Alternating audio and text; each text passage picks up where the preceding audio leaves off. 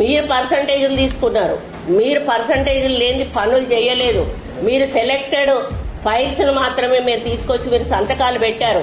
ఈ రోజు నేను ఒక్కటే అడుగుతా ఉన్నా, అంటే వాళ్ళకి డబ్బులు వచ్చే పర్సంటేజీలు వచ్చే పెద్ద పెద్ద పనులను తీసుకొని ఈ రోజు కోట్ల రూపాయలు వాళ్ళు దండుకొని ఈరోజు కోటీశ్వర్లై ట్రోలింగ్ చేయడం చాలా బాధాకరం.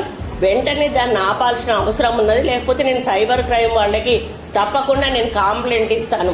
ఇది ఎట్లా అంటే తొండముదిరి ఊసర వెళ్లి అయినట్టుగా ఈ టీఆర్ఎస్ ట్రోల్స్ ఏవైతే ఉన్నాయో, టీఆర్ఎస్ పేడ్ బ్యాచ్ ఏదైతే ఉందో వాళ్ళు మరీ దారుణంగా, కనీసం వాళ్ళు మనుషుల పశువులా కూడా అర్థం కానటువంటి పరిస్థితిలో వాళ్ళు ఉన్నారు. వాళ్లకు కుటుంబాలు ఉన్నాయి, వాళ్ళకు అక్కా చెల్లెళ్ళు ఉన్నారు, వాళ్ళకు ఫ్యామిలీస్ ఉన్నాయి.